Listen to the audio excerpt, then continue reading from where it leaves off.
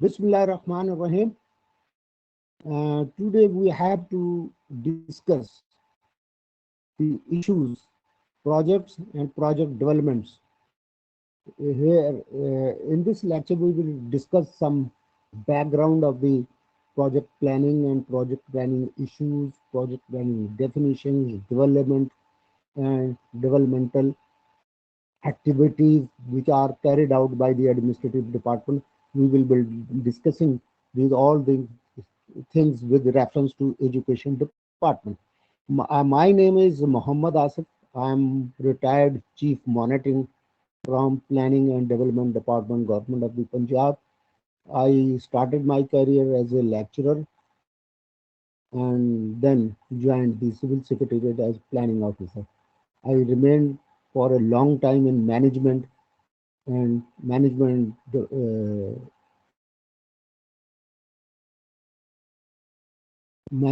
professional development department, and I am one of those who are the pioneers in establishing the MPDD.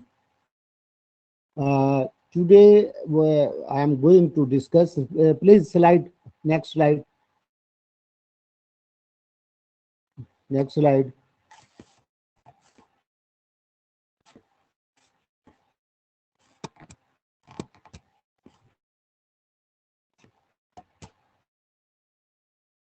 We normally use two words in general, in behavior, in general discussions, the planning and development. But I feel the majority of the people does not exactly understand the meaning of planning and development with regard to economic development. Planning. What is planning? We will explain next. Next slide. What is planning? इसे हम discuss करेंगे जी. Planning की very simple definition to understand for a layman. The planning is what? Thinking for the future for getting certain objectives. Whenever you face a problem, you confront any issue, then you start thinking, brainstorming start हो जाती है कि how I have to get to solve this issue.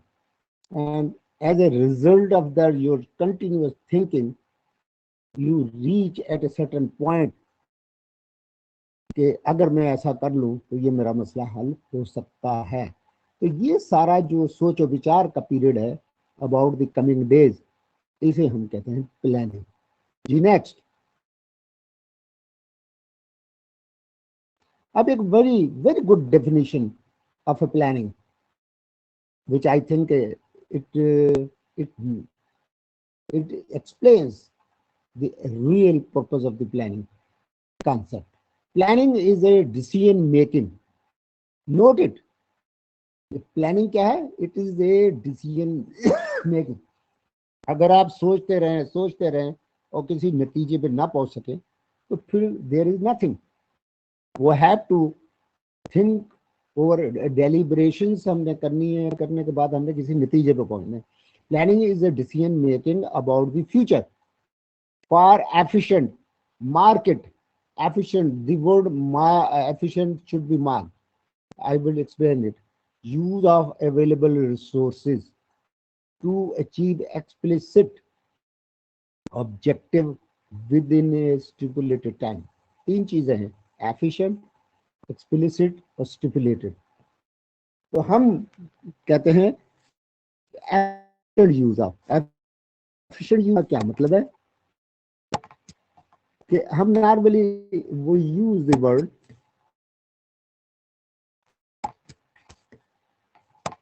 we normally use the word efficient.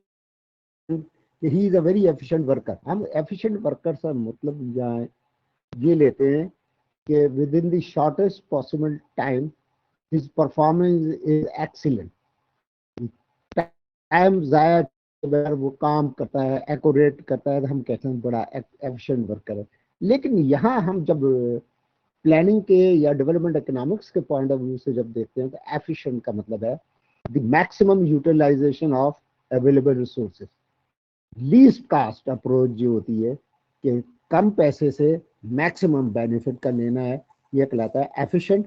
और explicit से मुराद है मखसूस district objective, जिसके बारे में आपने सोच रहे हैं उसके explicit objective, and with in A stipulated time. Stipulated time का मतलब है आपने के पास टाइम फ्रेम है, इतने में करना है आपने।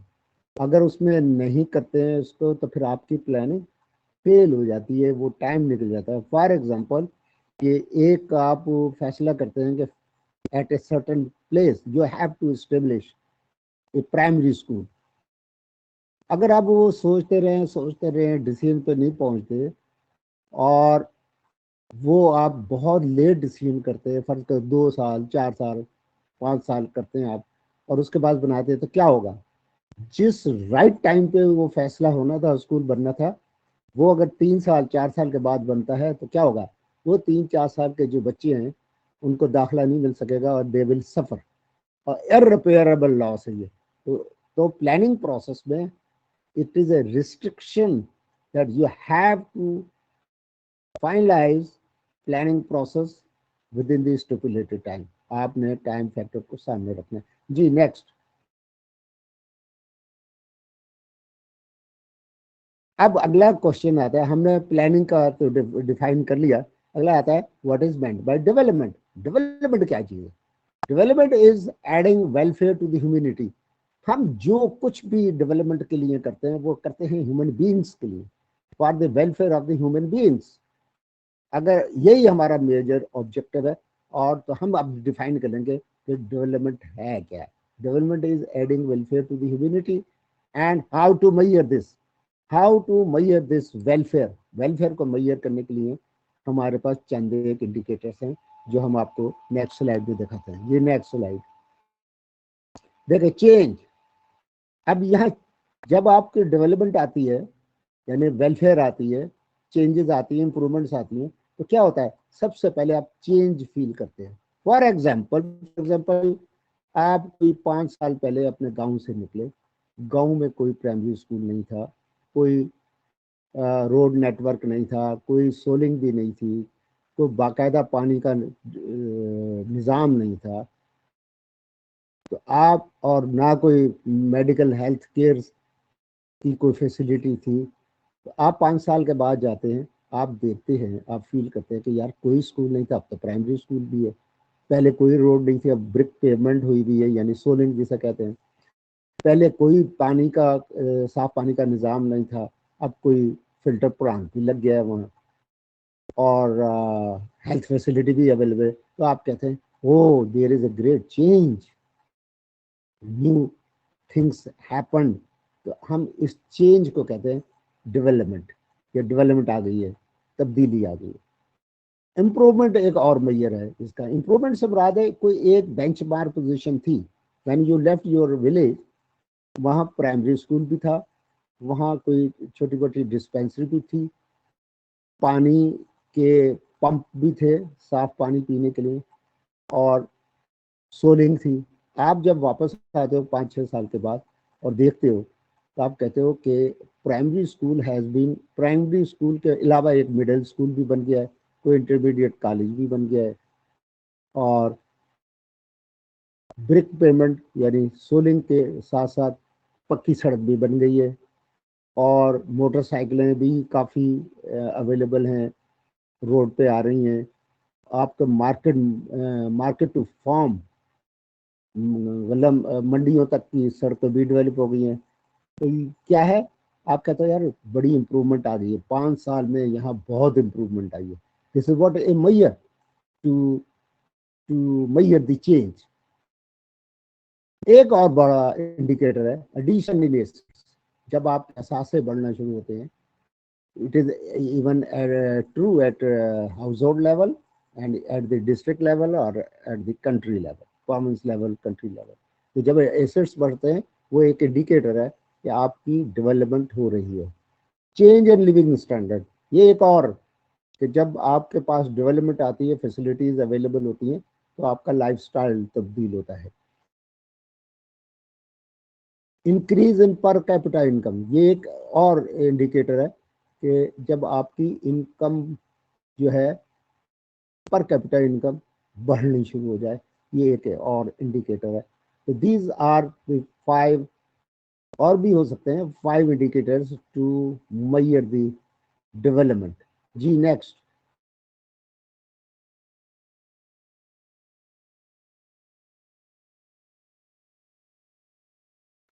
जी, अब हम कहते हैं कि डेवलपमेंट जो है वो है क्या। डेवलपमेंट इस है क्या? Development is a process through which an improvement takes place. ये एक सिलसिला है, एक तरीकाकार है जिसके तहत हम इम्प्रूवमेंट को लाते हैं। इसमें क्या चीज़ है? सबसे पहले the availability of basic needs.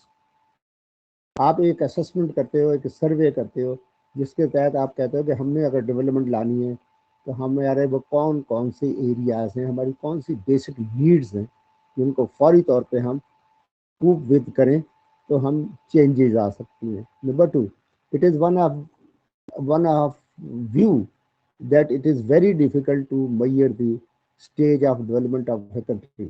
ये हकीकत है कि ऐसा मुमकिन नहीं है, लेकिन डॉक्टर महबूबुल्लाह हैं जो कि जनरल ज़ियाउल हक के ज़माने में ministry of finance, ministry of planning and development इनके सुपुर्द की गई थी।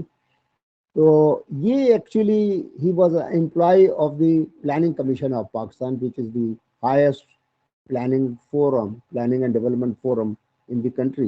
He was serving there, and then he proceeded to World Bank. He joined World Bank and served there for a long time. But on the request of the General Ziaul Haq, he came back and joined the Ministry of Finance and Planning and Development. He provided one definition or a concept of Human Development Index, which is based on GNP, Gross National Product, per capita income। एक और भी है GDP, Gross Domestic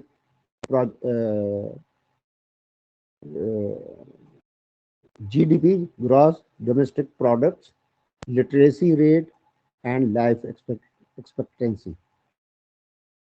तो life expectancy से मुराद है कि जो आपकी एवरेज लाइफ है उसमें भी इजाफा होता है, क्योंकि डिजीज कंट्रोल होती हैं, मेडिसिन की अवेलेबिलिटी होती है, डेथ रेट कम हो रहा होता है, लाइफ लेंथ बढ़ रही होती है। तो ये एक इंडिकेटर्स हैं वेलफेयर के। जब जीएनपी बढ़ेगी, ग्रॉस नेशनल प्रोडक्ट बढ़ेगी, तो आपका वेलफेयर आएगी। पर कैपिटा इनकम इसी से रिलेटेड है। दूसरा जो इम्पोर्टेंट एरिया वो है लिटरेसी रेट। जब आपके पास फैसिलिटीज होंगी, डेवलपमेंट हो रही होगी, तो फिर लिटरेसी रेट बढ़ेगा। तो जब लिटरेसी रेट बढ़ेगा तो अवेयरनेस बढ़ेगी, तो लिविंग स्टैंडर्ड आपका इम्प्रूव होगा। तो ये चीजें हैं जो हमें लेके जाती हैं डेवलपमेंट की तरफ को। जी नेक्स्ट।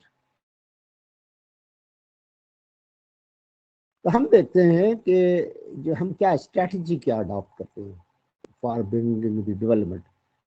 व्हाट आर, हम पहले कब से एक एक्सरसाइज करते हैं, what are our problems big issues. हमने क्या करना है, ऑब्जेक्टिव सेट करने, तो हम पहले प्रॉब्लम्स को हाईलाइट करते हैं। व्हाट आर अवेलेबल रिसोर्सेज, क्योंकि इन प्रॉब्लम्स को सॉल्व करने के लिए जब आप मूव करेंगे यू नीड द कैपिटल, आपको कैपिटल चाहिए। तो रिसोर्सेज को हम मोबिलाइज करते हैं कि हमारे पास रिसोर्सेज क्या हैं। व्हाट आर आवर ऑब्जेक्टिव्स, जब रिसोर्सेज होते हैं, आपके प्रॉब्लम्स हैं, तो फिर आप ऑब्जेक्टिव सेट करते हैं। फर्ज करें फॉर एग्जांपल कि आप कहते हैं we have to raise the literacy in Pakistan, we have to literacy rate from, is on the average 60-65 है, तो from 65 to 80% in the coming 5 years। अब आप जब ये आपका ऑब्जेक्टिव है, और प्रॉब्लम हमारा है कि हमारी एजुकेशन का जो लिटरेसी रेट है वो लो है as compare to the progressing countries. तो हमारा कम है, डेवलपिंग कंट्रीज से हमारा ये कम है। तो हम क्या कहेंगे कि जी हम टारगेट सेट करेंगे कि जनाब हमने आने वाले 5 साल में फर्ज करो 1 लाख प्राइमरी स्कूल खोलने in order to enhance the literacy rate. फिर उसके अगेंस्ट क्या होगा, हमने 20,000, ये फॉर एग्जांपल बात कर रहा हूँ मैं, कि 20,000 टीचर भी करने हैं, फिर हमने स्कूल भी बनाने हैं, तो 10,000 स्कूल भी। तो हम कहते हैं कि अगर ऐसा हो जाए तो हमारे लिटरेसी रेट 5 साल में आगे जा सकता है। अगर 80% नहीं होगा तो नज़दीक नज़दीक 75% हो सकता है। 100% अचीवमेंट मुश्किल हो जाती है। तो हम इसमें टारगेट सेटिंग करते हैं। Strategy is what, how to get benefits. Benefit कैसे हासिल करना है, जब रिसोर्सेज को इस्तेमाल करेंगे और उसके रिजल्ट्स आने शुरू होंगे तो benefits from available resources maximum, उसमें हम वही लीस्ट कास्ट मेथड इस्तेमाल करेंगे to get the maximum benefit from the available resources. क्योंकि हमारी economy is always suffering from scarce resources. We have a large number of objectives but very limited resources। तो हमें एक स्ट्रैटेजी अडॉप्ट करनी पड़ती है कि how to get the maximum benefits from the available resources. जी नेक्स्ट। अब resources issue के 4 एलिमेंट्स हैं जिसको हम नॉर्मली कंसीडर करते हैं। The process of economic development is based on the following 4 elements of the developments. इसमें पहले कौन सा है, ह्यूमन रिसोर्सेज। ह्यूमन बीइंग्स जो है, this is what a major source for proceeding to developments. Natural resources से मुराद यहाँ है water, air, land, infrastructure, capital. Capital जिसे फिर हम कैपिटल फॉर्मेशन हमारी होती है, बिल्डिंग इंफ्रास्ट्रक्चर और बहुत सारे इक्विपमेंट्स हमारे इससे आते हैं साथ। टेक्नोलॉजी, ये भी एक फैक्टर है। टेक्नोलॉजी, अगर आपके पास लेटेस्ट टेक्नोलॉजी नहीं है तो आप अपने आप को कंपेयर नहीं कर सकते विद द एडवांस कंट्रीज। यानी technology, science, engineering, management and entrepreneurship, तो ये 4 फैक्टर हैं जिससे कि के प्रोसेस में फिर आपके पास एज ए रिजल्ट चेंज आती है, डेवलपमेंट आती है, इंप्रूवमेंट आती है। जी नेक्स्ट।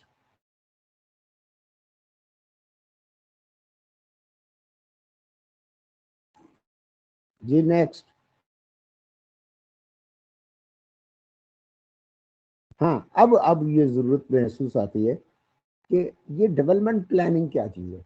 डेवलपमेंट हमने देख ली, change, improvement, addition in assets, per capita income, living standard improve होना, ये कैसे आती है। इसमें हम देखते हैं कि what is development planning. Development is a process through which an improvement takes place in the availability of basic needs। ये हमने जिक्र कर लिया। when economic has contributed to greater sense of self-esteem for the country and individual within it, and when material advancement has expanded, तो क्या होता है, the range of choice for the individual increases। आपका क्या होता है कि फिर आप जब डेवलपमेंट हो रही है तो आप अपने पैसों को किसी भी डायमेंशन में, जो चॉइस है, बहुत सारे एवेन्यूज खुल जाते हैं, आप वो कर सकते हैं। और ये डेवलपमेंट प्लानिंग का प्रोसेस बढ़ता जाता है बहुत सारे एवेन्यूज खुलने के बाद। जी नेक्स्ट। अब हमने क्योंकि प्लानिंग वगैरह को हमने डिस्कस कर लिया, तो हम भी देखेंगे कि हमारे पास प्लानिंग की कितनी किस्में हैं। Normally there are 2 types of plannings. हम इनको 2 हिस्सों में तोड़ते हैं। नंबर 1 हम कहते हैं मैक्रो लेवल प्लानिंग और दूसरा हम कहते हैं micro level planning. Macro level planning जो है, ये लफ्ज मैक्रो, मैक्रो का लिटरेरी मीनिंग जो है जनरल इंग्लिश में वो है बड़ा, बिग, बहुत बिग किसी चीज को हम कहते हैं मैक्रो। लेकिन जब हम डेवलपमेंट प्लानिंग की बात करेंगे तो macro means as a whole, as a whole at a large scale. For example, to understand the exact meaning of the macro in the development planning, कि अगर हम ये कहें कि we have to raise the literacy rate in Pakistan from 65 to 80%, तो इसका मतलब है every person of the country of the population has equal probability to get the benefit from the education policy। कोई आप मखसूस की बात नहीं कर रहे हैं, लेकिन जबकि माइक्रो में आप क्या करते हैं, आप फोकस करते हैं। फर्ज करो कि मैक्रो लेवल पे हम कॉन्सेप्ट ऐसे समझ कि एक हेड ऑफ द फैमिली है, फादर है, उसके 4-5 बच्चे हैं, वो कहता है every children of mine would be a doctor, हर बच्चा मेरा डॉक्टर होगा। तो ये जो उसका डिसीजन है ये मैक्रो है, घर के लेवल पे, मेरे घर का हर बच्चा जो है वो डॉक्टर होगा। लेकिन अगर वो ये कहे कि जी मेरे घर का हर बच्चा एक डॉक्टर होगा, एक इंजीनियर होगा, एक प्रोफेसर होगा और एक आईटी एक्सपर्ट होगा, तो उसने इंडिविजुअल पे आ गया वो। अब इस किस्म की जब आप प्लानिंग करते हैं, जब इंडिविजुअल पे आ जाते हैं, तो उसे हम कहते हैं माइक्रो लेवल प्लानिंग। अगर आप अब फर्ज करें डिस्ट्रिक्ट लेवल पे प्लानिंग कर रहे हैं, मैक्रो लेवल है, लेकिन उसमें पर्टिकुलरली किसी इलाके के सिलसिले में आप कर रहे हैं तो फिर वो माइक्रो हो जाएगा। तो अब हमारे पास ये दो हैं। हम इसमें मैक्रो लेवल प्लानिंग में जो सबसे बड़ा काम है वो है विजन। विजन का क्या मतलब है? विजन का मतलब है नजरिया, तखयल, फोर साइटेडनेस।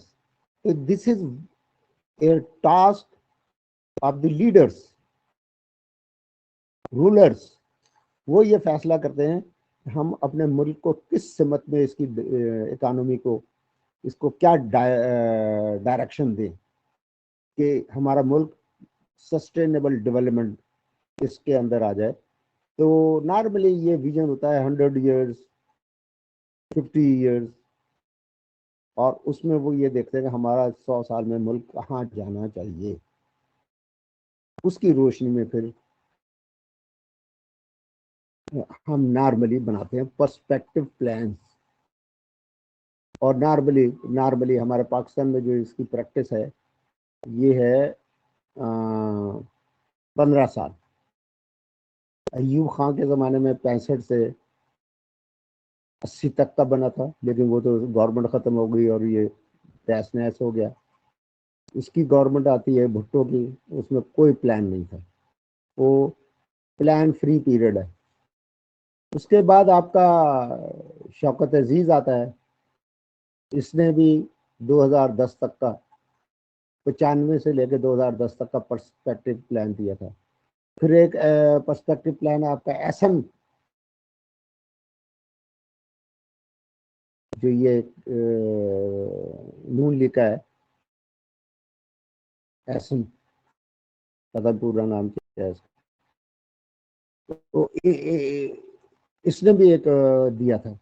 तो हमारी चूंकि इकानमी छोटी है, तो हम 15 साल की एक वक्त में तो प्लानिंग नहीं कर पाते, तो हम करते हैं इसको, क्या करते हैं, छोटे छोटे डेवलपमेंट प्लान्स में करते हैं। क्योंकि 3 किस्म के डेवलपमेंट प्लान्स होते हैं, long term development plans, medium term plans and short term plans. तो हम क्या करते हैं, हमारी इकानमी का जो साइज है उसमें हमें जो हमारी बेस्ट चॉइस है या हमें जो सूट करती है वो है 5 ईयर्स। तो हम 5 साल मंसूबे बनाते हैं इस पर्सपेक्टिव प्लान की रोशनी में। इसमें जो हम ऑब्जेक्टिव और हमने जो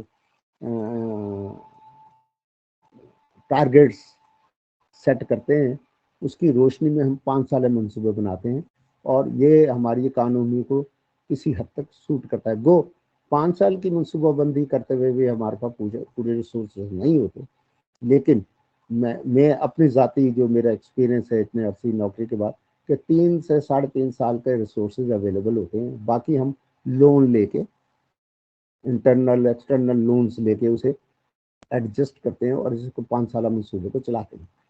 अब क्या होता है, 5 साल मंसूबा बेसिकली एक कॉन्सेप्ट या पॉलिसी पेपर है, बेसिकली पॉलिसी पेपर है, और इसमें मेजर प्रोजेक्ट्स का जिक्र होता है, जो मेजर है, मेगा प्रोजेक्ट्स जिन्हें कहते हैं आप। तो इसमें एज सच प्रोजेक्ट्स की लिस्ट नहीं होती, पॉलिसी डॉक्यूमेंट है ये, डेवलपमेंट से रिलेटेड। फिर क्या करते हैं, प्लानिंग कमीशन ऑफ पाकिस्तान एक काम करता है कि इन 5 साल मंसूबे में जो आप ऑब्जेक्टिव टारगेट सेट करते हैं, उसको वो ले जाता है 5 एनुअल प्लान्स में, जिसे हमने कहा शॉर्ट टर्म प्लानिंग। वो 5 एनुअल प्लान्स बना के मुख्तलिफ महकमों को और सारे प्रोविंसेस को सर्कुलेट कर देते हैं। अब ये प्लान तो मेजर वो मैक्रो लेवल प्लानिंग है, लेकिन अगर आपसे कोई पूछे कि एनुअल प्लान या एडीपी, एडीपी मतलब है एनुअल प्लान की रोशनी में, क्योंकि एनुअल प्लान तो गोल्स, टारगेट, स्ट्रैटेजी और रिसोर्स मोबिलाइजेशन है, उसके अगेंस्ट आप एक एडीपी बनाते हैं। फिर उन ऑब्जेक्टिव्स को अचीव करने के लिए ADP, annual development programme in the provincial governments and public sector development programme at the federal level. एक ही मतलब है इनका, ये इकोनॉमिक्स पॉइंट ऑफ व्यू से पीएचडीपी है, और हम पॉलिटिकली कई तरीके से इसको कॉल करते रहे एडीपी। एडीपी के मुख्तलिफ नाम भी इसमें पंजाब गवर्नमेंट में रहे हैं। तो हम क्या, नो नो नो नो तो हम क्या करते हैं कि हर एनुअल प्लान्स के अगेंस्ट एक एडीपी बनाते हैं। अगर अब कोई पूछे कि एडीपी क्या है, तो ADP is sector wise list of projects to be executed in a 1 year having funds allocation। तो अब आ जाता है प्रोजेक्ट्स। अब जो एडीपी है इसमें प्रोजेक्ट्स हैं। अब प्रोजेक्ट्स के, हर प्रोजेक्ट के अगेंस्ट फिर हम प्लानिंग करते हैं, पीसी1 बनाते हैं, या प्रोजेक्ट डॉक्यूमेंट कह लें वो बनाते हैं। तो अब उससे आगे फर्दर इसकी बाइफर्केशन नहीं हो सकती। लिहाजा हम कहते हैं कि project is last unit of development, project is last unit of development. इस पे फिर बाकायदा इस पे प्लानिंग शुरू होती है। तो let us first define what is a project. जी आगे।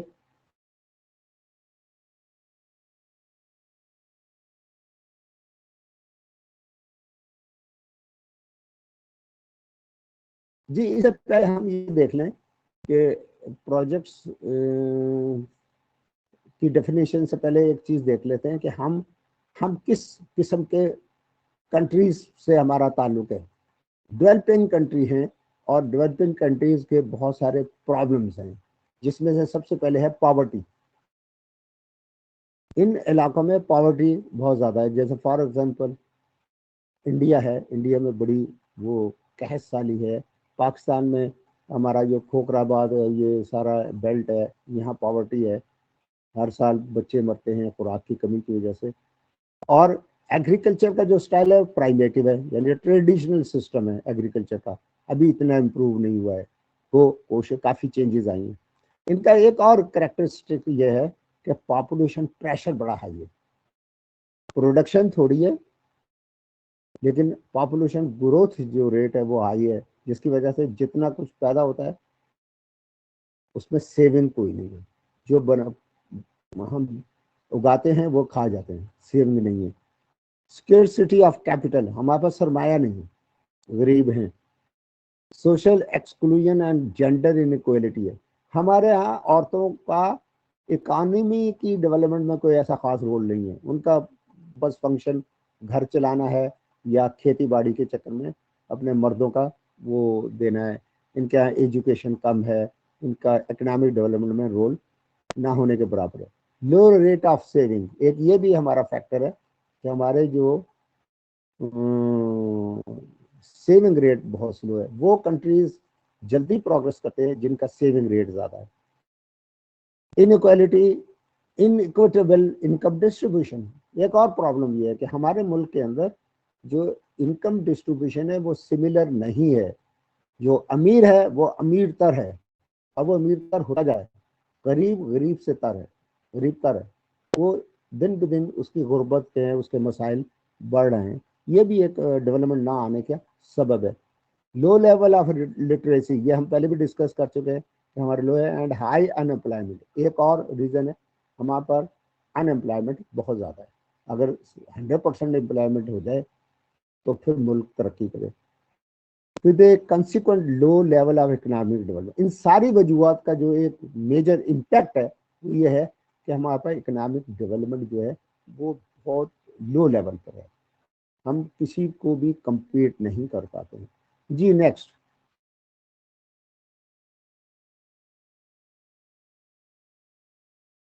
तो हम एक ये हम देखते हैं कि हमें डेवलपमेंट प्लानिंग की नीड क्यों महसूस होती है। इसके चंद एक एरियाज हैं, वो हम देख लेते हैं कि इसकी जरूरत क्यों पड़ती है, वो हम डिस्कस कर लेते हैं। इसका एक सबसे पहला जो बेनिफिट है क्या है कि it takes care of the collective needs of the people including women, girls and the most vulnerable. यानी इसे हम एज ए होल जब हम डेवलपमेंट प्लानिंग करते हैं तो क्या होता है, सबको एक ही नज़र से देखते हैं, सबके लिए इक्वल अपॉर्चुनिटीज डेवलप होती हैं, चाहे वो लड़कियां हों या मर्द हों, what ever it is, helps in determining the future desirable direction of the economy. सबसे बड़ा फैक्टर यही है कि जब हम डायरेक्शन को सेट कर लेते हैं तो फिर हमारे पास डेवलपमेंट आती है तेजी के साथ। हमारी डायमेंशन, फॉर एग्जांपल अगर हमारा रूलर है या वो जो करते धरते हैं वो ये कहें कि हमने अपनी इकानमी को सेट करना है एग्रीकल्चर पे, actually agriculture will be our major source of income, तो आपकी तमाम एफर्ट्स इसकी तरफ को हो जाएंगी। और अगर आप कहते हैं कि नो, हम इसको इंडस्ट्रियल बेस्ड करेंगे, तो इन लोगों कंट्रीज ने ज़्यादा तरक्की की है जो जिनकी इकानमी बेस करती थी इंडस्ट्री पे, तो आप उस तरफ को हो जाएंगे। तो क्या होगा, it facilitates the equitable distribution of economic power, इसका एक ये रिजल्ट निकलेगा। तीसरा पॉइंट है इसमें कि serves as powerful instrument for reducing uncertainty and provides direction for future development. ये भी बेनिफिट है इसका, जब आप एक इसे डेवलपमेंट प्लानिंग करते हैं तो फिर इसका ये बेनिफिट है, provides for proper coordination thereby avoids the wastage of scarce resources. क्योंकि हम हमारे पूरे दूसरे मुल्क डिपार्टमेंट्स के दरमियान इंटरेक्शन होता है, कोऑर्डिनेशन होती है, तो हम क्या करते हैं, रिसोर्सेज को जब इस्तेमाल करते हैं तो उसका वेस्टेज को कम से कम करते हैं, क्योंकि हमने डेफिनेशन में कहते चुके हैं कि हाँ, optimal utilisation of available resources. तो इसका एक बड़ा बेनिफिट ये आता है कि आपके जो वेस्टेज है रिसोर्सेज की वो मिनिमाइज होती है। हमारा एक बहुत बड़ा प्रॉब्लम है, एक मेजर प्रॉब्लम, उसमें हमारे पास एक एनर्जी है, वाटर है। हमारे पास एनर्जी हमारी रिक्वायरमेंट के मुताबिक नहीं है, लेकिन पानी अल्लाह मियां ने वाफर मकदार में दिया है, but we don't have the proper water management system. तो उसमें क्या होता है, हमारा पानी पहाड़ों से निकल के समंदर में जाके गिरता है, और इंडिया इससे बेनिफिट लेते हुए उसने उधर बहुत सारे डैम बना के पानी की डायमेंशन चेंज करके डाइवर्ट करके अपनी तरफ ले गया और बेनिफिट उठा रहा है। उसका एक ये आर्गूमेंट है कि ये तो पानी ज़ाया करते हैं, हम इसे यूटिलाइज कर रहे हैं, तो हमारे हिस्से का भी पानी वो ले जाता है।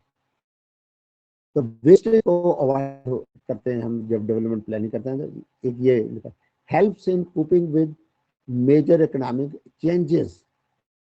बहुत सारी इकोनॉमिक चेंजेस जो हैं आप उसको साथ लेके चलते हो और प्रॉपर प्लानिंग करके अपने रिजल्ट्स ऑब्जेक्टिव्स को अचीव करते हो। Facilitates optimal utilisation of countries resources. ये बात हम कर चुके हैं कि जब आप बाकायदा डेवलपमेंट प्लानिंग करके सारा अरेंज करके प्लानिंग प्रोसेस मुकम्मल करके चलते हैं तो उसका रिजल्ट ये होता है कि आपकी वेस्टेज अवॉइड होती है, और हम कहते हैं avoiding of the losses is a benefit. तो आप इससे जो है अपने रिसोर्सेज का मैक्सिमम यूटिलाइजेशन करते हैं। इनेबल्स यानी डेवलपमेंट प्लानिंग जो है वो क्या करती है, enables the economy to look ahead. आपको सामने नजर आ रहा होता है कि हम अब किस दर को मूव कर रहे हैं, and thereby to lay the foundation for long term growth या long term planning. तो जब एक आदमी अपने घर में जब चेंजेस ला रहा होता है और उसके पास तरक्की हो रही होती है, तो बहुत सारी घर के हालात को तब्दील कर लेता है, एडिशन होनी शुरू हो जाती है एसेट्स की। The same is with the community. जी next.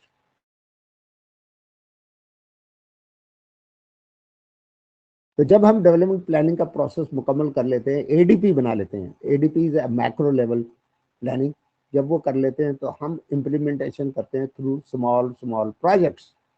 Project is the large unit of development. तो हम प्रोजेक्ट की प्लानिंग की तरफ मूव कर रहे हैं। तो हम सबसे पहले देख लेते हैं what is a project, how we can define a project. जी next. Project J Price Gittinger, I don't know now he is alive और नॉट। मुझे इसके साथ काम करने का इत्तेफाक हुआ है 1989 और 1990 में।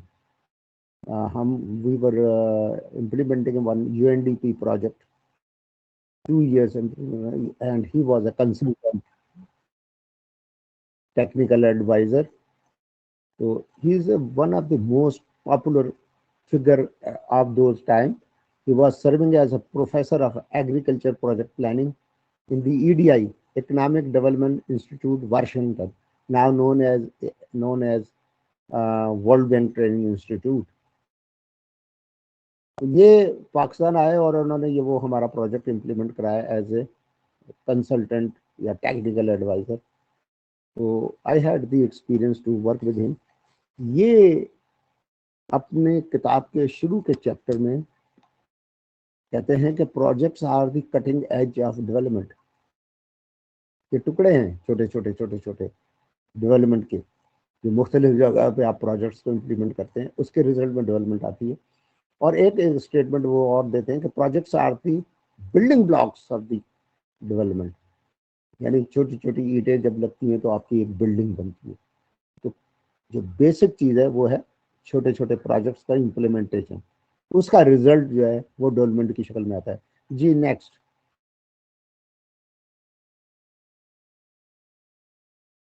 अब हम ये देखेंगे प्रोजेक्ट इटसेल्फ है क्या चीज़। हम प्रोजेक्ट तो करते हैं, लेकिन हम ये देखेंगे कि प्रोजेक्ट है क्या चीज़। जी next.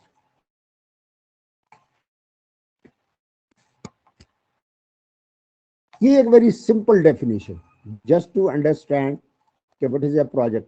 Project is a set of planned, set of भी ठीक है, और अगर ए प्लान्ड एक्टिविटी भी करें तो भी ठीक है, या इस दोनों तरह ठीक है। अब क्या है एक्टिविटीज, इसकी क्या क्या है, उसने प्लान से मतलब है प्री कंसीव्ड, आपने पहले से ही वर्कआउट कर लेनी है कि ये प्रोजेक्ट है, इसकी क्या क्या एक्टिविटीज हैं। और एक्टिविटीज की शर्त क्या है कि वो इंटर रिलेटेड हैं और डिपेंडेंट हैं, यानी एक एक्टिविटी मुकम्मल होगी तो अगली एक्टिविटी शुरू होगी। फॉर एग्जांपल, अगर आप फर्स्ट फ्लोर को बिल्डिंग बना रहे हैं, इसकी बेहतरीन एग्जांपल है कि आप प्लास्टर नहीं कर सकते तब वक्त के दीवारें ना बन जाए, यानी दीवार का पहले बनना बहुत जरूरी है। लिहाजा प्लास्टर डिपेंडेंट है किस पे, दीवार के बनने पे, इससे पहले नहीं हो सकता। और ये चीजें जो है प्लास्टर और दीवार, ये इंटर रिलेटेड हैं, एक दूसरे के साथ अटैच्ड हैं। इसका क्या है कि a project is a set of planned activities aimed at achieving the defined objectives oblique goals. आपने तय कर रखा है कि हमने ये एक स्कूल बनाना है, उसकी बहुत सारी एक्टिविटीज हैं कि आपने कमरे बनाने हैं, क्लासरूम बनाने हैं, लेबॉर्ट्री बनानी है, आपने कोई आईटी का कमरा बनाना है, चार दीवारी बनानी है, उसमें हैंड पंप लगना है, उसमें लेटरिन बननी है, उसमें वाटर रिजर्वायर आपने को बनाना है। These all activities which are interrelated. ये सब मुकम्मल होंगी तो जो एक चीज बन के तैयार होगी, दैट इज योर स्कूल, और स्कूल इज अ project. अच्छा, objective goals by producing specified outputs. Outputs कहते हैं benefits को, results को within a given time frame. और इसमें इंपॉर्टेंट क्या है? Time frame. अब प्लानिंग कमीशन ऑफ पाकिस्तान कहता है कि जो स्टार्टिंग पॉइंट है वही उसका फिनिशिंग पॉइंट, इसके दरमियान पीरियड किसी सूरत में एक्सटेंड नहीं होगा. दूसरा क्या है? Cost. Time frame, cost. Cost कहते हैं इनपुट को, एंड प्लेस. प्लेस कहते हैं लोकेशन को, कि उसकी लोकेशन जो है वो उसमें डिफाइंड होती है. तो ये एक सिंपल डेफिनेशन है of understanding what is a project. जी नेक्स्ट, एक और डेफिनेशन है, ये इंडियन बुक से ली है मैंने. ये है, a project is a combination of human and non human resources. जो हमने ऊपर डिस्कस किया था ना, ह्यूमन रिसोर्सेज और उसके अलावा जितने भी वो फैक्टर्स थे वो हमारे नॉन ह्यूमन है. Machinery, water, land, what ever it is, would, concrete, ये सारी चीजें जो हमारी हैं ये नॉन ह्यूमन है. पूल टुगेदर, इन्हें हम इकट्ठा करके इस्तेमाल करते हैं. इन्हें टेम्परेरी ऑर्गेनाइजेशन. टेम्परेरी ऑर्गेनाइजेशन या मुराद ये है कि जब भी कोई प्रोजेक्ट को इम्प्लीमेंट हम करते हैं तो एक प्रोजेक्ट डायरेक्टरेट एस्टेब्लिश करते हैं. प्रोजेक्ट डायरेक्टर होता है उसमें, या प्रोजेक्ट मैनेजर है, और उसके साथ उसकी टीम को फिर रिस्पॉन्सिबिलिटीज असाइन करते हैं. तो ये जो टेम्परेरी ऑर्गेनाइजेशन है ये उतनी देर काम करता है जितनी देर तक प्रोजेक्ट बन के फंक्शनल नहीं होगा.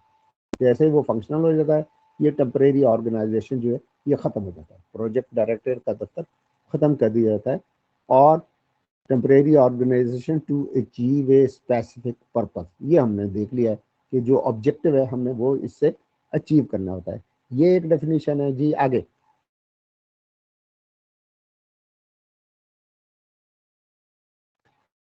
अब हम प्रोजेक्ट्स को नॉर्मली दो हिस्सों में तकसीम करते हैं. वैसे तो इसकी एक तीसरी कैटेगरी भी है, इंटरमीडिएट प्रोजेक्ट्स, लेकिन उसकी वो एज सच इस कैटेगरी में नहीं आते. हमारे पास नॉर्मली हम इसे डिफाइन करते हैं कि दो किस्म के प्रोजेक्ट्स की टाइप है, productive projects and social projects. अब हम देखते हैं कि प्रोडक्टिव प्रोजेक्ट्स को कैसे डिफाइन करेंगे और सोशल प्रोजेक्ट्स क्या होते हैं. इसको हम एक छोटी सी डिफिनीशन है उसके देखते हैं और इसे एक्सप्लेन करते हैं. अब हम देखते हैं कि प्रोडक्टिव प्रोजेक्ट क्या होता है. हमने कहा कि there are two categories of the project, one is the productive and other is social. First we will like to define the productive project. ये क्या है? This is what a proposal, यानी एक ऐसी प्रपोजल है जिसपे आप अपनी इन्वेस्टमेंट करेंगे. A proposal for investment with a definite aim of producing a flow of output. Output कहते हैं प्रोडक्शन को, बेनिफिट्स को जो इसके रिजल्ट में आएंगी. तो producing a flow of output over a specified period of time. और ये जो आउटपुट है, जो ये बेनिफिट है, दीज आर टेंजिबल बेनिफिट्स. जब हम इसे एक्सप्लेन करेंगे तो ये क्या है? टेंजिबल. और टेंजिबल बेनिफिट्स किसे कहते हैं? जो एग्जिस्ट करते हैं, जिसको आप छू सकते हैं, जो वैल्यू रखते हैं. इस टेंजिबल बेनिफिट्स को we can convert in money term, we can measure in money terms. For example, आपने वीट प्रोड्यूस की, उसको बेचे और पैसे ले लिए. आपने इंडस्ट्री में प्रोडक्शन की, पेंट के डब्बे बनाए, वो मार्केटिंग की, पैसे आ गए. तो ये बेनिफिट्स ऐसे हैं जिसको हम, ये जो प्रोडक्शन है ये टेंजिबल है. तो हमारे दो किस्म के बेनिफिट हैं, टेंजिबल बेनिफिट, इनटेंजिबल बेनिफिट, जो प्रोजेक्ट की एग्जीक्यूशन की सूरत में आते हैं. अगला जो है, जी स्लाइड आगे करें, वो है social projects. Definition of social project. इसमें क्या होता है कि हम अपनी इन्वेस्टमेंट तो करते हैं प्रोजेक्ट में, लेकिन उसके अगेंस्ट बेनिफिट आते हैं, वो इनटेंजिबल है, वो कंक्रीट बेनिफिट्स नहीं होते जिनको हम मेजर नहीं कर सकते, हम उनको फील करते हैं.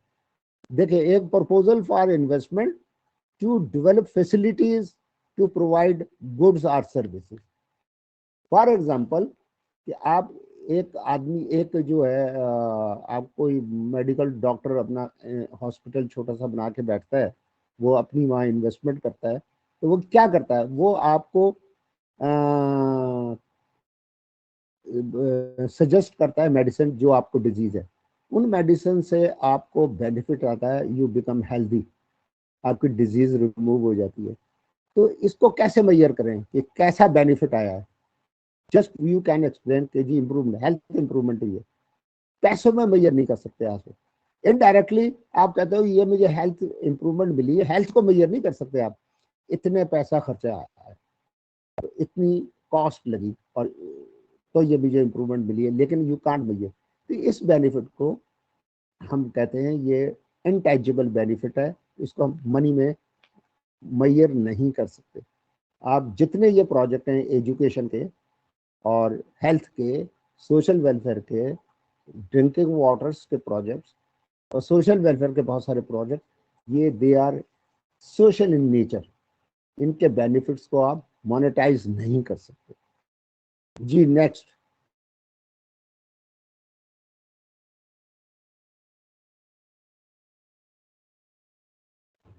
अब जे प्राइस गिटिंगर जो है, उसकी जो किताब है economic analysis of agricultural projects, one of the best book for understanding the issues, planning issues and project appraisal। इससे अच्छी किताब मुझे पढ़ने का इत्तेफाक नहीं हुआ।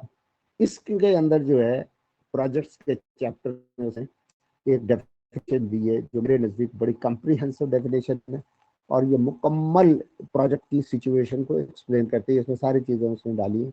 ए प्रोजेक्ट इज एन एक्टिविटी, ये इज एन एक्टिविटी भी हो सकती है और सेट ऑफ एक्टिविटीज भी हो सकती है, क्योंकि एक प्रोजेक्ट में एक एक्टिविटी भी हो सकती है और बहुत सारी एक्टिविटीज भी हो सकती हैं। It depends upon the nature of the project on which we will spend money in expectation of returns, return से मुराद है benefits, benefits and which logically seems to lend itself to, यानी उसके प्रोजेक्ट के सिलसिले में जो इंपॉर्टेंट चीजें क्या है, प्लानिंग। आपने पहले बाकायदा इसकी प्लानिंग करनी है, फिर जब प्लानिंग हो जाएगी और आपके ऑब्जेक्टिव और गोल्स सेट हो जाएंगे, then you need financial support, तो आपको फाइनेंसेस चाहिए, एंड जब ये फाइनेंसेस अरेंज हो जाएंगे तो you will go for the implementation as a unit. ये वही है temporary organisation, as a unit. It is a specific activity, यानी प्रोजेक्ट क्या है, a specific activity with a specific starting point.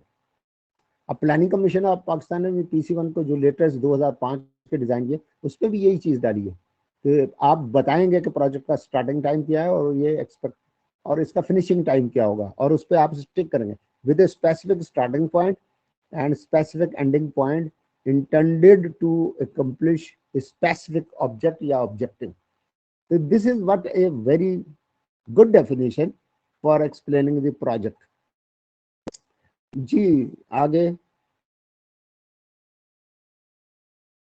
अब हम ये देखते हैं कि जो एक प्रोजेक्ट है वो अपनी यानी थिंकिंग प्रोसेस से लेके जब कोई कंक्रीट शक्ल इख्तियार करता है, तो वो हम प्लानर्स का ये ख्याल है कि वो इन 5 मेजर एरिया से गुजरता है, जिसे हम कहते हैं प्रोजेक्ट साइकिल।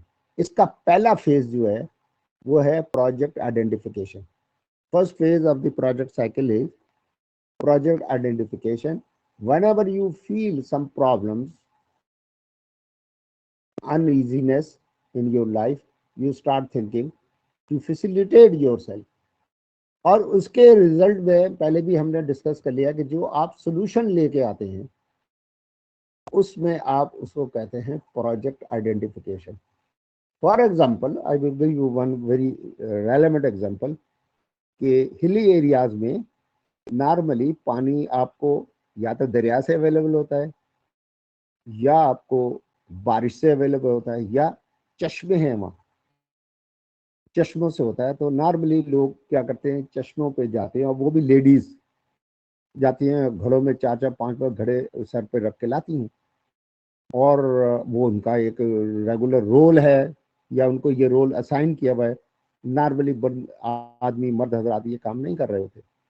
तो जो सॉफ्ट कॉर्नर किसी के पास है तो वो ये कहता है कि यार ये बहुत बड़ी ज्यादती है कि औरतों को हमने ये साइन किया हुआ है, उनकी फिजिकल जो हेल्थ है वो उसको सामने रखते हुए ये उनका जॉब नहीं होना चाहिए, ये उनका रोल नहीं होना चाहिए। तो वो अब परेशान है and he is thinking how to solve this problem, क्योंकि एक 50 मोर देन 50% पॉपुलेशन जो है वो वुमेन पॉपुलेशन है और वो इससे सफ़र करते हैं, उनके हेल्थ इश्यूज प्रॉब्लम्स बनती हैं। तो वो कंसल्ट करता है पब्लिक हेल्थ के आदमी को, वो एसडीओ से मिलता है और सीएनडब्ल्यू डिपार्टमेंट में जाके हाउसिंग एंड फिजिकल प्लानिंग वालों से मिलता है, पब्लिक हेल्थ इंजीनियरिंग वालों से मिलता है। उसके बाद उसको एक वो देते हैं आउटलाइंस।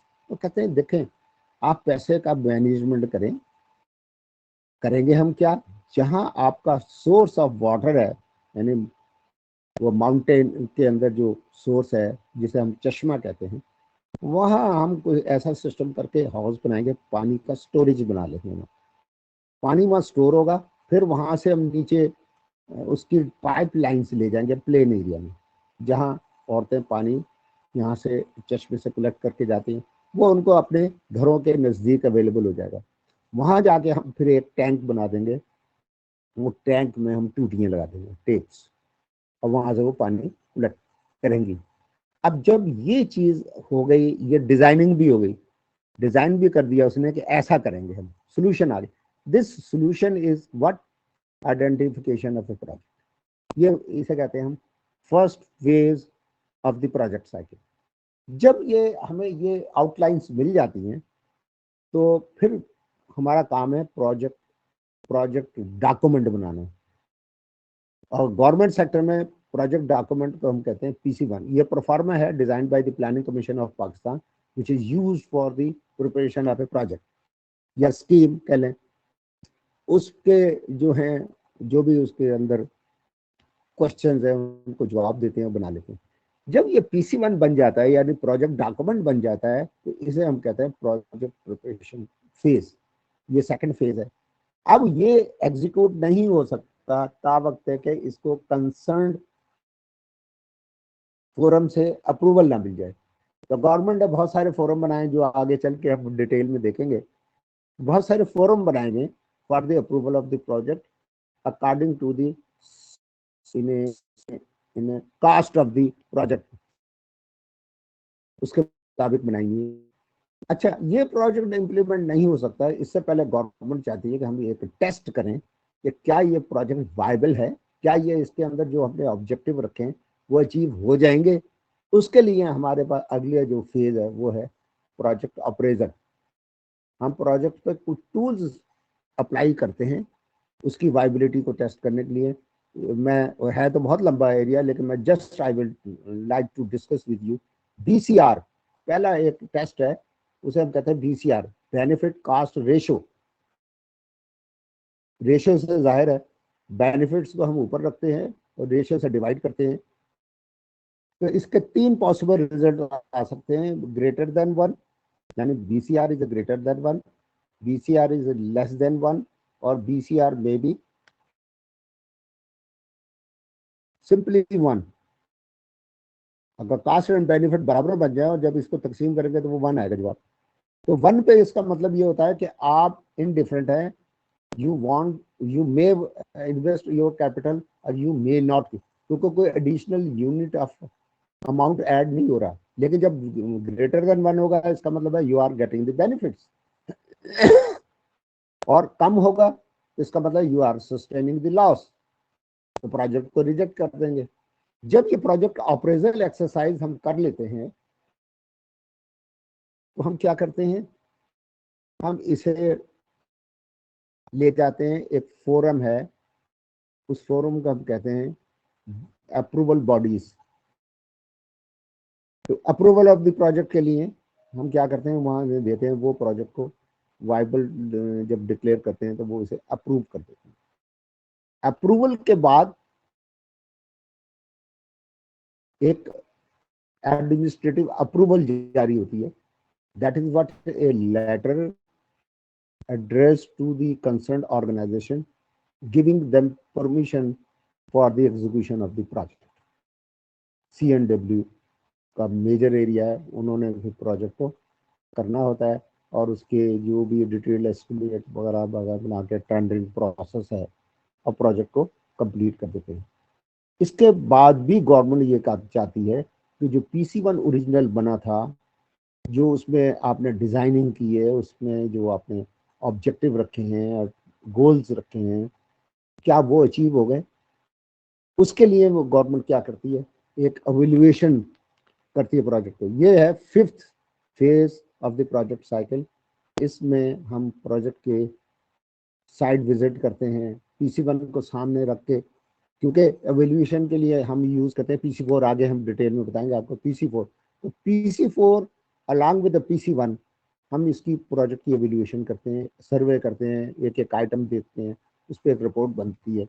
जब वो रिपोर्ट बनती है तो एक इशू ये आता है कि अब देखने में ये आया कि 100% PC1 के मुताबिक प्रोजेक्ट इम्प्लीमेंट नहीं होते, कहीं ना कहीं लूप होल रह ही जाता है और इसकी एग्जीक्यूशन के दौरान बहुत सारे और इश्यूज सामने आ जाते हैं। तो गवर्नमेंट कहती है कि ये भी एक प्रॉब्लम है, इसको भी हल करें, इसको भी हल करें, इसको भी हल करें। और एक इसकी रोशनी में, एवोल्यूशन की रोशनी में बहुत सारे प्रोजेक्ट फिर सामने नजर आते हैं। तो आपका ये फिर आइडेंटिफिकेशन का सिलसिला शुरू हो जाता है। फिर उसके बाद आप PC1 बनाने का वो करते हैं, फिर ऑपरेट करते हैं, फिर इम्प्लीमेंट करते हैं, फिर एवोल्यूशन करते हैं, फिर एवोल्यूशन में नई नई चीजें सामने आती हैं। तो ये आपका एक साइकिल बनता है जो हर साल रिपीट होता रहता है। इसलिए ADP हर साल बनता है, हर साल नए प्रोजेक्ट आते हैं, हर साल प्रोजेक्ट कंप्लीट होते हैं, वो ड्रॉप हो जाते हैं और ये सिलसिला चलता है। इसे ओवरऑल हम कहते हैं project cycle. This is what based on 5 major areas.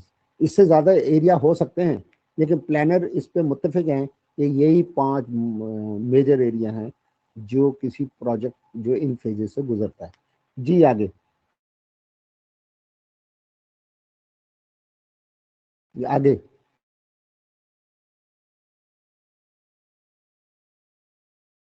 जी, अब हम एक और चीज को डिस्कस कर ले। हम नॉर्मली कहते हैं डेवलपमेंट प्लान्स, प्रोग्राम्स, प्रोजेक्ट्स।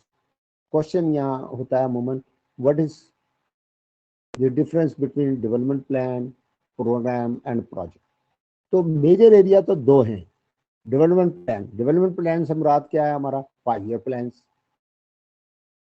जो हमने बनाया, एनुअल प्लान। तो डेवलपमेंट प्लान से ये मुराद है। और इसके रिजल्ट में जब हम ADP बनाते हैं तो प्रोजेक्ट बनाते हैं। Project is a single unit है, इसके फर्दर डिविजन नहीं होता है। तो प्रोजेक्ट जो है वो सिंगल यूनिट है, वो इंडिपेंडेंटली अलग से होता है। अब आता है प्रोग्राम। तो कुछ प्रोजेक्ट्स इस किस्म के होते हैं जिसमें बहुत सारे प्रोजेक्ट होते हैं। यानी प्रोजेक्ट के अंदर जो हम प्रोजेक्ट की बात करेंगे तो प्रोजेक्ट तो एक है ही, एक सिंगल यूनिट, उसकी अपनी एक्टिविटीज हैं और वो यूनिट वो प्रोजेक्ट एग्जीक्यूट है। लेकिन एक प्रोजेक्ट ऐसा भी होता है जिसके अंदर बहुत सारे प्रोजेक्ट होते हैं। फॉर एग्जाम्पल, कि DG खान जो है बैकवर्ड एरिया है, तो आप एक प्रोजेक्ट बनाते हो कि upgradation of DG Khan city. अब उसकी अपग्रेडेशन में आप कहते हो कि जी इसमें एग्रीकल्चर को भी इम्प्रूव करना है, इसमें लाइफ स्टॉक को भी इम्प्रूव करना है, इसमें वाटर सप्लाई स्कीमों को भी इम्प्रूव करना है, इसमें हेल्थ फैसिलिटी भी प्रोवाइड करनी है, पॉपुलेशन को भी कंट्रोल करना है। फिर इन रिजल्ट्स में ये जब प्रोजेक्ट्स इम्प्लीमेंट होंगे तो ओवरऑल आप देखेंगे कि इम्प्लीमेंट होगा। तो ये एक प्रोजेक्ट भी है और इसे हम फिर, क्योंकि इसके अंदर बहुत सारे प्रोजेक्ट, इसे हम प्रोग्राम करते हैं। This is what a basic difference between development plan, programme and project. जी नेक्स्ट। अब हम ये देख लेते हैं थोड़ा सा टाइम लगा के कि जो प्रोजेक्ट की आइडेंटिफिकेशंस के कौन कौन से एरियाज हैं। तो ये पॉसिबल, ये जो मुमकिन थे, मैंने ये आइडेंटिफाई किए हैं 11। इसके अलावा थाउजेंड एंड थाउजेंड हो सकते हैं। ये डिपेंड करेगा सिचुएशन पे, लोकेशन पे, एनवायरनमेंट पे, कि प्रोजेक्ट कैसे सामने आएंगे। तो जो सबसे बड़ा मेजर एरिया है for identification of the projects वो है आपका objectives, targets indicated in the national plans. National plans rather आपका डेवलपमेंट प्लान्स, जैसे हमारे यहाँ 5 ईयर डेवलपमेंट प्लान्स है, तो हम क्या करते हैं, उसके अगेंस्ट 5 एनुअल प्लान्स बनाते हैं और उसके अगेंस्ट एडीपी बनाते हैं। और एडीपी में क्या है, प्रोजेक्ट्स। तो major source for identifying the project is the development plans या एडीपी। नंबर 2 होते हैं लोकल फंड नीड्स। जो लोकल पीपल हैं, जो आपके एलाइट्स कहलाते हैं, एमएनएज, एमपीएज एंड दूसरे सोशल वर्कर्स, वो वहाँ की मुश्किलात को सामने रखते हुए लोकल नीड्स जो हैं उन्हें हाईलाइट करते हैं, और वो उसकी भी रोशनी में फिर आपके बहुत सारे प्रोजेक्ट्स आपके सामने आते हैं। Finding of the government agencies and NGO. Government agencies जो हैं वो अपने तौर पर काम कर रही होती हैं अपने अपनी जुरिस्डिक्शन में। जैसे for example district education officer, वो बैठा, उसके ड्यूटी का ये भी हिस्सा है कि वो ये देखा कि बच्चों को कितना ट्रैवल करना पड़ता है स्कूल तक आने तक। अगर बहुत ज़्यादा डिस्टेंस है और वहाँ स्कूल नहीं है, तो वो आइडेंटिफाई करेगा कि ये वो एरियाज हैं, विलेजेस हैं, यहाँ स्कूल की फैसिलिटी नहीं है, तो यहाँ बनना चाहिए। तो उसकी एक लिस्ट बन जाएगी, आगे हम बताएंगे कि एडीपी में कैसे आती है, वो आ जाएगी, और वो उसकी प्रायोरिटी के वाइज हिसाब से वो उसमें गवर्नमेंट इंक्लूड कर लेगी। तो ये प्रोजेक्ट इस तरह भी सामने आते हैं। Survey and investigation. Survey, government survey करती है बहुत सारी चीज़ों के लिए, और इन्वेस्टिगेशंस भी होती हैं। सर्वे के उस पे मैं आपको एग्जांपल बताता हूँ। ये जो आपका है इलाका चकवाल, पिंड दादन खान और कलर कहार की साइड पे, यहाँ बहुत सारी मिनरल्स हैं नीचे। तो आपकी इस वक्त अशद जरूरत जो है वो है पेट्रोलियम। आप पेट्रोलियम के लिए डिगिंग करते रहते हैं, क्योंकि आपको इल्म है कि ये जितनी बेल्ट है इधर की, इसमें नीचे जेर जमीन तेल मौजूद है। आपने उसके लिए डिगिंग की। डिगिंग करते हुए आपको पता लगता है कि जनाब यहाँ पे एक चूने की बहुत बड़ी लेयर है नीचे। तो जब आप डिगिंग कर रहे होते हैं, जा रहे होते हैं नीचे, तो वो चीज़ें सारी साफ नज़र आ रही होती हैं। मुझे इत्तेफाक हुआ है इसमें नीचे 300 फुट नीचे तक जाने में, बकेट के जरिए लेके जाते हैं, और वहाँ आप ये सारी लेयर्स आपको नज़र आ रही होती हैं। तो उसका फौरन, क्योंकि हमें कोयले की भी ज़रूरत है, हमें चूल्हे की भी ज़रूरत है, अंदर से पता लगता है कि गैस भी यहाँ मौजूद है। तो आप क्या करते हैं, पेट्रोलियम का तो प्रोजेक्ट्स की काम हो ही रहा है, लेकिन इस रिसर्च और सर्वे की रोशनी में आपके पास और 5-6 किस्म के प्रोजेक्ट सामने आ जाते हैं, और उस पर भी काम शुरू हो जाता है। अब government policies and directive. Directive is not a good planning system. ये इसमें बहुत कबाहते हैं, क्योंकि जो इसमें डायरेक्टिव आ गया, आपने प्रोजेक्ट बना दिया। अब देखते हैं समटाइम्स जो डायरेक्टिव के तहत प्रोजेक्ट बनते हैं वो रियली जहाँ अशद जरूरत होती है वहाँ नहीं बनते, वहाँ प्रेशर के तहत बनते। तो इसलिए हम कहते हैं कि directive based planning is not a good planning. अब रह गया policies. Government time to time policies देती है डेवलपमेंट का साइज बढ़ाने के लिए, इसकी स्पीड को बढ़ाने के लिए। वो कहते हैं जी इनकम टैक्स फ्री जोन्स। वो कहते हैं कि यहाँ जितनी मर्जी आप इकोनॉमिक एक्टिविटीज करें, आप पे टैक्सेशन नहीं होगी। फिर गवर्नमेंट बहुत सारे और प्रोजेक्ट्स देती है, जैसे पीली टैक्सी। अब उससे क्या हुआ कि लोगों ने इन्वेस्टमेंट किया, और इन्वेस्टमेंट करने से जो है इकोनॉमिक एक्टिविटीज जनरेट हो गई, लोगों को एम्प्लॉयमेंट मिल गई। जैसे सेम गवर्नमेंट बहुत सारे फ्री जोन एरियाज डिक्लेयर करके वहाँ एड देती है कि आप यहाँ प्रोजेक्ट बनाएं। ये शेखपुरे के नज़दीक गारमेंट्स का एक बहुत बड़ा प्रोजेक्ट था, जो अब मेरा हाल मुकम्मल हो गया होगा। अब मैं जॉब में नहीं रहा, इसलिए उसकी लेटेस्ट पोजीशन मुझे नहीं है। Resource potential. रिसोर्स पोटेंशियल का मतलब है, पंजाबी में बड़ा अच्छा इसका मतलब है, जिन्हों के घर दाने उन्होंने सियाने, उन्होंने कंबले भी सियाने। यानी when you have a capital in your pocket, you have so many ideas to execute various schemes, various projects. आपके आइडियाज आते रहते हैं, उन आइडिया को इम्प्लीमेंट करने के लिए आपके पास काफी पैसे, तो पैसे की वजह से आपको आइडियाज भी आते हैं, तो वो आप नित नए प्रोजेक्ट्स सोचते हैं और उसे इम्प्लीमेंटेशन अगर वो फिजिबल हो तो करते हैं। इन्वेस्टमेंट अपॉर्चुनिटीज, अगर गवर्नमेंट आपको इन्वेस्टमेंट अपॉर्चुनिटीज दे तो आप पैसे लगाते हैं, जैसे फ्री जोन एरिया कर दिया, टैक्स फ्री जोन कर दिए, आपको लैंड फ्री दे दी गवर्नमेंट ने कि यहाँ आप जो मर्जी करें, इस किस्म के रिजल्ट्स ऑफ रिसर्च वर्क के बहुत सारे ऑर्गेनाइजेशन ऐसे हैं जो रिसर्च करते हैं और रिसर्च की रोशनी में फर्क लो, वो कहते हैं कि ये हमने फर्टिलाइजर बनाया है, इसके इस्तेमाल से 2 टाइम्स एग्रीकल्चर प्रोडक्शन बढ़ जाएगी।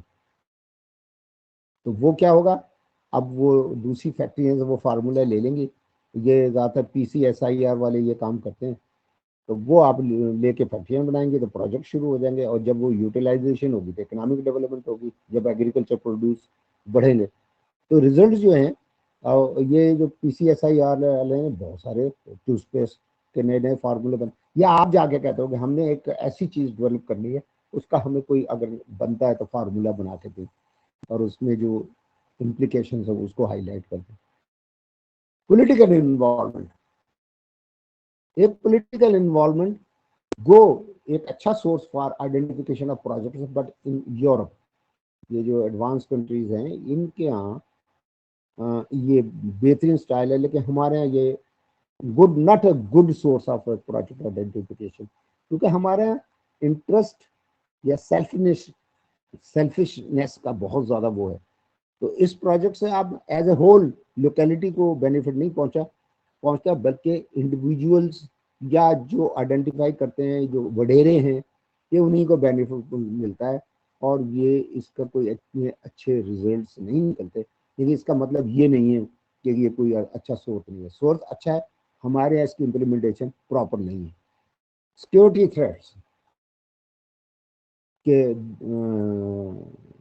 2016 दिसंबर 2016 के बाद ये एक और चीज सामने आई कि दहशतगर्दी के इश्यूज को कंट्रोल करने के लिए you have to prepare security projects, स्कूलों के, कॉलेजेस के, सेंसिटिव बिल्डिंग्स, वहाँ अपने बार्बड वायर, कैमरा, ये वो चीज़ें लगाने के लिए गवर्नमेंट ने पैसे प्रोवाइड किए थे। अब वो सिलसिला अब पार्ट ऑफ प्रोजेक्ट्स हो गया है। अगर प्रोजेक्ट आपका सेंसिटिव है तो you have to provide the security cameras और etcetera for coping with the threats.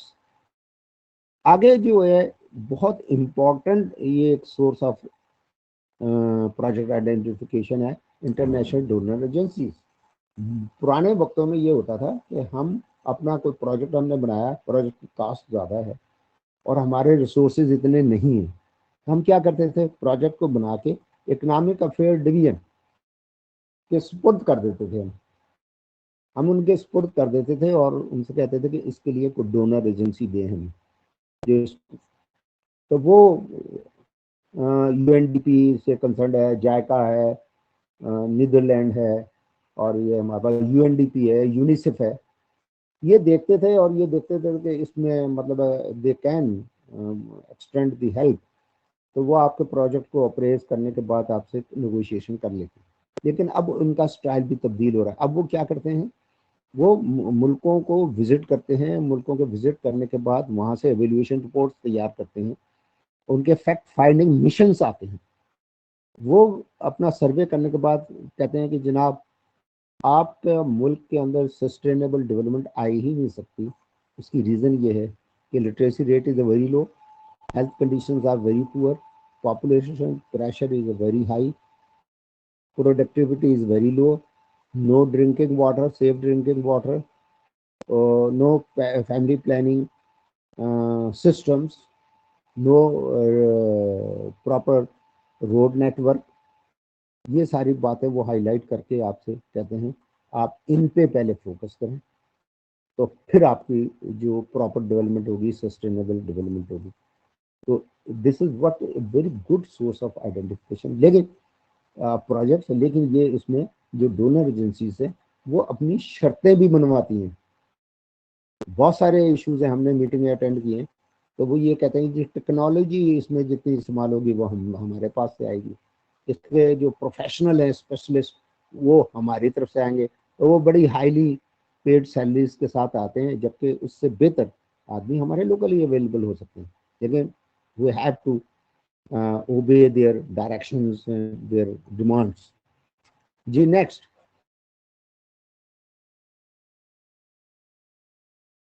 Ji next. अब हमने बात करनी है हमारी तमाम पाकिस्तान के अंदर जो एक्टिविटीज हैं वो लुक आफ्टर कर रहा है planning commission of Pakistan, the highest agency in Pakistan to look after the developmental activities. तो इसकी तरह बैकग्राउंड हम देख लें। No planning agency at the time of the of independence, जब हमारा पाकिस्तान बना हमारे पास कोई ऐसा सिस्टम नहीं आया, कोई ऐसा ऑफिस नहीं था जो प्लानिंग और डेवलपमेंट का काम करे, क्योंकि ये दिल्ली में हुआ करता था। तो जब पाकिस्तान बना था कोई नहीं था। तो 1948 में इकोनॉमिक अफेयर डिवीजन में इन्होंने एक बोर्ड एस्टेब्लिश कर दिया जो इस चीज को देखता था, और इसको बाद में लेटर ऑन कन्वर्ट कर दिया नेशनल प्लानिंग बोर्ड में 1953 में। अब इसका परमानेंट बोर्ड बन गया ये 1957 में। 1958 में आपके पास मार्शल गवर्नमेंट आती है, और उसने सबसे पहला एक काम ये किया, यूं खान की गवर्नमेंट हुआ, इसने प्लानिंग कमीशन बना दिया। प्लानिंग कमीशन उसने आते ही 1900 अक्टूबर 1958 में 1958 में उसने प्लानिंग कमीशन बना दिया।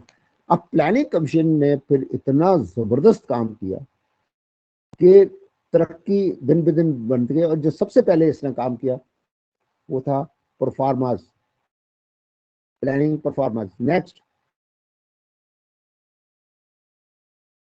जी नेक्स्ट।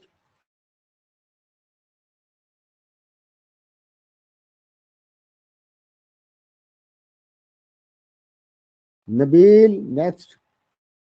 जी, तो प्लानिंग कमीशन ऑफ पाकिस्तान ने जो सबसे पहले बड़ा काम किया, उसने एक, क्योंकि पहले कोई प्रोफार्मा नहीं था प्रोजेक्ट बनाने के लिए, तो इन्होंने सबसे पहले किया सिंगल कंपोजिट प्रोफार्मा डिजाइन किया 1962 में। और ये प्रोफार्मा तमाम हर किस्म के प्रोजेक्ट के लिए इस्तेमाल होता था, लेकिन जो तरक्की होती गई बढ़ती गई तो हर सेक्टर के अपने इश्यूज अलग-अलग होते गए, और ये जो प्रोफार्मा है ये एप्लीकेबल नहीं रहा। तो क्या किया प्लानिंग कमीशन ने 1974 में 12 किस्म के प्रोजेक्ट्स प्रोफार्मे बना दिए, जिसको उन्होंने कहा PC1। ये 12 किस्म के बना दिए। P stand for planning and C for commission, planning commission proforma 1। ये यूज होता था फिर प्रोजेक्ट प्रिपरेशन के लिए। जब ये तरक्की जारी रही तो एक मसला आना शुरू हो गया, क्योंकि इंडस्ट्रियल प्रोजेक्ट है ना, एग्रीकल्चरल प्रोजेक्ट्स के वजह से पोल्यूशन आनी शुरू हुई। इंडस्ट्रियल में दो किस्म के pollution, air pollution and waste management की वजह से पोल्यूशन आई। जैसे फॉर एग्जांपल ये जो आपका प्रोजेक्ट है टेनरीज प्रोजेक्ट इन कसूर, वेस्ट वाटर मैनेजमेंट का प्रोजेक्ट आया। उसमें क्या किया, जो इंडस्ट्री से पानी निकलता था गंदा, वो इसके DC ऑफिस के पास 2-3 पॉन्ड बन गए थे, उसमें इकट्ठा होता था, बदबू फैलती थी, और एग्रीकल्चर का हमारा नुकसान हो रहा था। और दूसरे एग्रीकल्चर प्रोजेक्ट्स जो हैं उनकी वजह से जो इरिगेशन वाटर सिस्टम है उससे जो सीपीज हो गए पानी, वाटर लॉगिंग एंड जगह वो क्या कहते हैं, जो कलर कलर जो पैदा होता है सैलिनिटी, उसके मसाइल आ गए। तो ये जरूरत महसूस हुई कि हम बेनिफिट्स हासिल कर रहे हैं, but at the same we are suffering from losses, कि एयर पोल्यूशन की वजह से भी नुकसान हो, सेहत खराब हो रही है, फैक्ट्रियों में प्रॉब्लम आ रहा है। तो फैक्ट्रियों में एक काम हुआ था कि वर्कर्स को दूध देना ताकि वो इफेक्ट नलिफाई हो। आपने एग्रीकल्चर की जो वजह से सीपेज की वजह से जो प्रॉब्लम आ रही है, आपकी लैंड बेकार हो रही थी, आपने ट्यूबवेल्स का सिस्टम इंट्रोड्यूस कराया। तो इस तरह इस परफॉर्मे को हमने, जो ये 74 के परफॉर्मे थे, इन्हें हमने चेंज किया था और 14 बना दिए। इसमें हमने इन्वायरमेंटल प्रोटेक्शन एक्ट एस्पेक्ट्स डाल के ये हर महकमे को ये कहा कि जो पीसी1 आप इस बनाएंगे उसमें ये भी सजेस्ट करेंगे कि आपके प्रोजेक्ट से किस किस्म की पोल्यूशन होगी और उसको कैसे कंट्रोल करेंगे, ट्रीटमेंट प्लांट बताएंगे।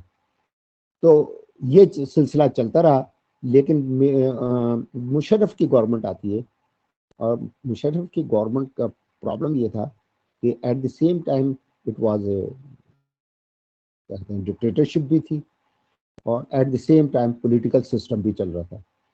तो पॉलिटिशियंस को उन्होंने पैसे वैसे देने शुरू किए और उनसे कहा गया प्रोजेक्ट्स बनाए। अब पॉलिटिशियंस का क्या काम है प्लानिंग से, वो उनके लिए पीसी1 बहुत बड़ा मसला बन गया। तो आके रोते थे पीटते थे मुशर्रफ के आगे कि जनाब ये पीसी1 की क्या मुसीबत है, ये हमें जान छुड़ा है, लेकिन पीसी1 के बगैर प्रोजेक्ट नहीं बन सकता। तो इट ए डायरेक्टिव, मतलब उसने प्लानिंग कमीशन ऑफ पाकिस्तान को ये कहा कि जनाब आप इन पीसीज को सिंप्लीफाई करें, it these should be the politicians friendly. तो फिर ये सॉरी फॉर इंस्ट्रक्शन सर। जी जी सर लास्ट 5 मिनट सर। जी जी मैं I am going to finish. तो फिर क्या हुआ, ये प्रोफार्मे सारे मलगामेट करके उन्होंने 3 किस्म के पीसीज बना दिए, और हर पीसी के 15 सवाल थे। वो आगे हो गए, और इसमें मेरा भी बड़ा कंट्रीब्यूशन है। I was representing the government of the Punjab, having a long experience in teaching the PCS. तो इसके अलावा पीसी2 है, ये फिजिबिलिटी के लिए यूज होता है। पीसी3 है, ये प्रोग्रेस प्रोजेक्ट मॉनिटरिंग के लिए यूज होता है। पीसी4 जो है ये प्रोजेक्ट कंप्लीशन है, प्रोजेक्ट मुकम्मल हो जाए तो इसको आप कंप्लीशन रिपोर्ट बनाते हैं। पीसी5 है पोस्ट कंप्लीशन प्रोजेक्ट रिपोर्ट, ये जब 5 साल के लिए गवर्नमेंट कहती है इसको वॉच करें कंप्लीशन के बाद, और उसमें आप बताएं तक ये क्या है। जी आगे नेक्स्ट, जी नबील जल्दी जल्दी, नबील आगे करें इसे। हेलो जी ठीक है। तो जो मलगामेट करके उन्होंने प्रोडक्टिव सेक्टर का एक पीसी1 बना दिया, दूसरा उन्होंने इंफ्रास्ट्रक्चर का बना दिया। प्रोडक्टिव सेक्टर यानी जहां से कंक्रीट के टेंजिबल बेनिफिट्स आते हैं, agriculture, live stock, industry. Infrastructure sector बना दिया जिसमें मेजर एरिया बिल्डिंग्स का है, जैसे ये ऑरेंज ट्रेन है आपका, मेट्रो बस सर्विस है, उसमें सारा इंफ्रास्ट्रक्चर। तीसरा उन्होंने सोशल सेक्टर का कर दिया, यानी एजुकेशन, हेल्थ, वाटर सप्लाई, और वो क्या कहते हैं उसे, water projects, social welfare NGO वगैरह जिसमें आती है। जी नेक्स्ट नेक्स्ट जी। अब ये तो हमने आपको साथ साथ बता दिया कि पीसी1 में है प्रोजेक्ट फार्मूलेशन के लिए, इसमें न्यू के लिए अलहदा है और रिवाइज प्रोजेक्ट्स के लिए अलहदा, यानी जो ये प्रोजेक्ट बनते हुए आपको शॉर्टफॉल नजर आ जाती है उसे रिवाइज कर लेते हैं। पीसी2 मैंने बता दिया फिजिबिलिटी के लिए है। पीसी3 जो है ये आपके प्रोजेक्ट मॉनिटरिंग के लिए है, प्रोजेक्ट इम्प्लीमेंटेशन के लिए। पीसी4 जो है ये आपकी प्रोजेक्ट कंप्लीशन रिपोर्ट है। आप जो प्रोजेक्ट मुकम्मल हो तो आपको पीसी4 पे एक कंप्लीशन रिपोर्ट बनानी होती है, ताकि प्रोजेक्ट फ्रॉम नॉन डेवलपमेंट से नॉन डेवलपमेंट को ट्रांसफर करा सके। पीसी5 वही है। एक है प्रोजेक्ट कॉन्सेप्ट पेपर। अगर आप कोई एक प्रोजेक्ट बनाना चाहते हैं, बड़ा प्रोजेक्ट है, तो आप क्या करते हो कि उसमें आप पहले कॉन्सेप्ट को क्लियर कराते हो पीडीडब्ल्यूपी से, और फिर आप पीसी1 बनाते हो। अब हमारे पास फोरम्स हैं, 2 किस्म के हमने फोरम को डिवाइड किया है, federal level, provincial level. Provincial level में सबसे छोटा फोरम है डीडीसी, डिस्ट्रिक्ट डेवलपमेंट कमेटी, इसके पास 50 लाख की पावर है। डिविजनल डेवलपमेंट वर्किंग पार्टी, इसके पास 200 मिलियन की, यानी जो कमिश्नर के नीचे होती है। डिपार्टमेंटल डेवलपमेंट कमेटी या सब कमेटी, इसके 400 मिलियन के प्रोजेक्ट कर सकता है। और पीडीडब्ल्यू भी highest forum at the provincial level, इसके बाद 10,000 मिलियन तक की पावर है। 10 से जब बढ़ते हैं तो ये हम भेज देते हैं फेडरल गवर्नमेंट को। फेडरल गवर्नमेंट में है सीडीडब्ल्यूपी, वो इस सारे को प्रोसेस करती है। अब वहां भी डिपार्टमेंटल डेवलपमेंट वर्किंग पार्टी है, उसके बाद 1,000 मिलियन का पावर है।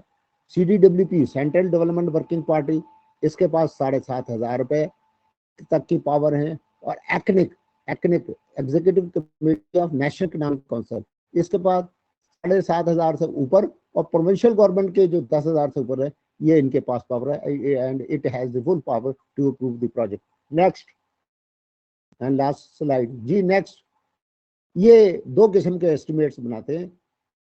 एक होता है रफ कास्ट एस्टिमेट जो एवरेज की बेस पे बनता है, इस पे प्रोजेक्ट बन जाता है। जब प्रोजेक्ट को टेंडरिंग का स्टेज आती है तो C&W डिपार्टमेंट आइटम वाइज ईंट कितनी लगेगी, रेत कितनी लगेगा, सीमेंट कितना लगेगा, सरिया कितना लगेगा, लकड़ी कितनी लगेगी, उसकी बेस पे बनाते हैं। तो फिर टेंडरिंग होती है और इसके बगैर ये प्रोसेस हो नहीं सकता। दो किस्म के एस्टिमेट्स होते हैं जी। नेक्स्ट नेक्स्ट हाँ, एक प्रोविंशियल लेवल पे एक कमेटी है, प्रोविंशियल एवेल्यूएशन कमेटी। इस कमेटी की ये काम है कि जब आपका प्रोजेक्ट मुकम्मल होकर इनके पास आते हैं तो ये एक उस पर सर्वे करवाते हैं। सर्वे करके इंस्पेक्शन करके PC1 के मुताबिक उसे देखते हैं और अगर वो ठीक है तो हम उसे रिकमेंड कर देते हैं कि जी फाइनेंस का हिस्सा कर दे और वो रेगुलर बजट का हिस्सा बन जाता है जी। आगे